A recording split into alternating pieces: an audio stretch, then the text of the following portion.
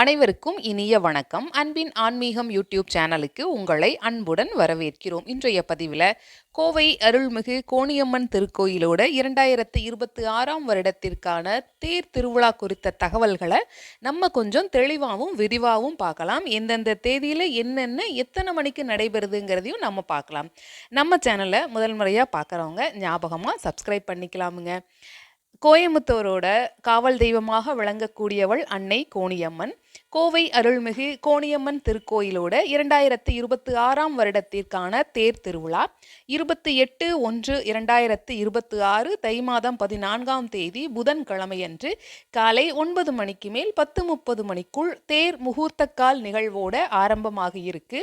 அதனைத் தொடர்ந்து 17/2/2026 மாசி 5ஆம் தேதி செவ்வாய்க்கிழமையன்று காலை 5 மணிக்கு கணபதி ஹோமம், இரவு 7 மணிக்கு பூக்கம்பம், 23/2/2026 மாசி 11 திங்கட்கிழமையன்று இரவு 10 மணிக்கு கிராமசாந்தி, 24/2/2026 மாசி 12 செவ்வாய்க்கிழமையன்று இரவு 7 மணிக்கு கொடியேற்றம் மற்றும் அக்னி கம்பம், 27/2/2026 மாசி 15ஆம் தேதி வெள்ளிக்கிழமையன்று மாலை 6 மணிக்கு திருவிளக்கு பூஜை நடைபெற உள்ளது.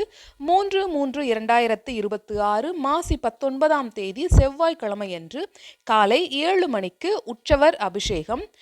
அன்று அதாவது மார்ச் மாதம் 3ஆம் தேதி செவ்வாய்க்கிழமை அன்று சந்திர கிரகணம் இருக்கிறதுனால அன்று நடைபெறக்கூடிய திருக்கல்யாண வைபவம் காலை 8 மணி முதல் 9 மணிக்குள் நடைபெற உள்ளது.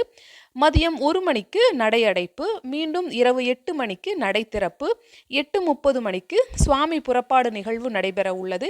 4/3/2026 மாசி 20 புதன்கிழமையன்று காலை 5 மணிக்கு அம்மன் திருத்தேருக்கு எழுந்தருளுகிறார். அன்று மதியம் 2 மணி 5 நிமிடத்திற்கு திருத்தேரோட்டம் ஆரம்பமாக உள்ளது.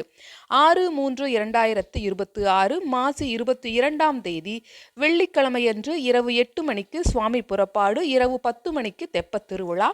7/3/2026 மாசி 23 சனிக்கிழமையன்று காலை 10 மணிக்கு அபிஷேகமும் தரிசனமும் நடைபெற உள்ளது.